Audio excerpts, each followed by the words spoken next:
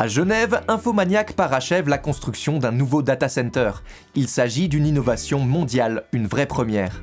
Bonjour et bienvenue pour cet épisode de Domotech Hebdo. Pour ne rien rater de nos futures publications, n'oubliez pas de vous abonner si ce n'est pas encore fait. Infomaniac, ça vous parle peut-être. Ça a été d'abord un club d'informatique, puis un magasin d'ordinateurs, puis un fournisseur d'accès Internet, avant d'être un prestataire cloud reconnu dans toute l'Europe et le développeur leader de technologies web en Suisse. Le nouveau data center baptisé D4 est le premier à revaloriser 100% de sa consommation électrique en récupérant l'intégralité de l'énergie thermique dissipée. Cette énergie électrique provient à 100% de sources renouvelables.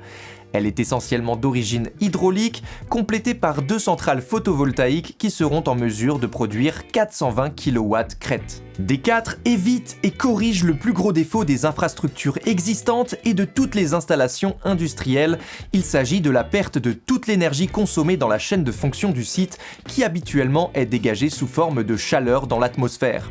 Par exemple, lors de leur fonctionnement, les serveurs consomment de l'énergie électrique et dégagent des quantités importantes de chaleur. Il faut donc les refroidir.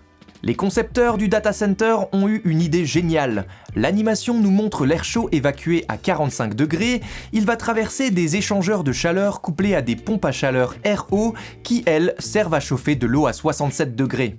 Nous verrons pourquoi après. À l'image d'un frigo qui évacue de la chaleur en fabriquant du froid, l'originalité de ce projet consiste à utiliser les 2 côtés de la pompe à chaleur. Le froid dégagé en élevant la température de l'eau à 67 degrés est utilisé pour maintenir l'air qui passe à travers les serveurs autour de 28 degrés. L'idée est particulièrement astucieuse, le refroidissement des serveurs est donc pour ainsi dire gratuit et on peut se passer d'une clim. Revenons au pourquoi de l'eau à 67 degrés. Elle est produite par les pompes à chaleur pour être transmise au réseau de chaleur de SIG et servira à chauffer des ménages et leur eau chaude sanitaire. Le data center est invisible, il se trouve sous terre et sera recouvert par un parc. Une petite précision, tout le matériel utilisé pour son élaboration est fabriqué en Europe, y compris les composants.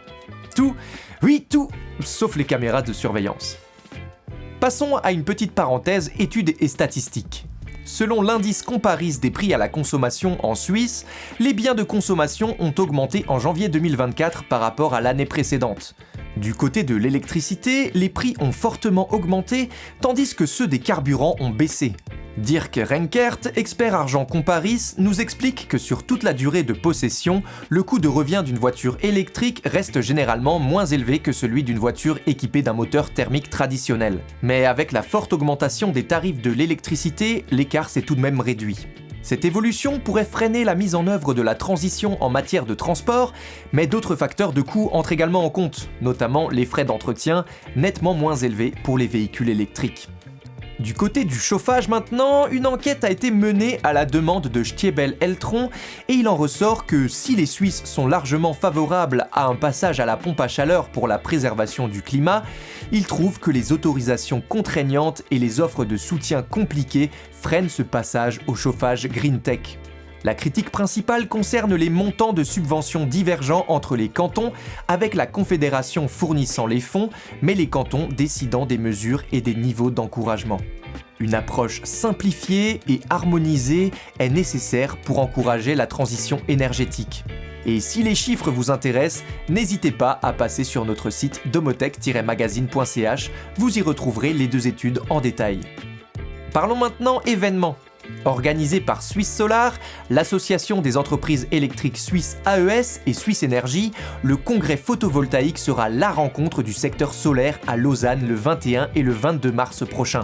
Ce congrès mettra en lumière les moyens d'atteindre l'objectif ambitieux du photovoltaïque qui est de couvrir la moitié de la consommation électrique d'ici 2050.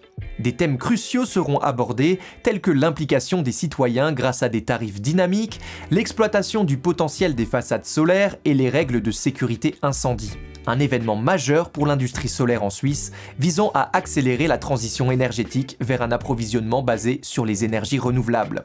Notez-le dans vos agendas. Du côté de Zurich, le Technopark accueillera le forum de la recharge électrique le 14 mars prochain. Il s'agit d'un rendez-vous incontournable dans le domaine de la recharge électrique des véhicules. Vous pourrez y retrouver plus de 20 stands différents, de quoi emmagasiner de nouvelles connaissances techniques tout en discutant avec les leaders de l'industrie. On y parlera de génération, de stockage, de recharge et de conduite de l'électricité. Ne manquez surtout pas cette occasion, ce genre d'événement est toujours idéal pour tisser des liens précieux. Si cet épisode vous a plu, n'hésitez pas à mettre un pouce bleu et nous, on se retrouve très bientôt pour la suite.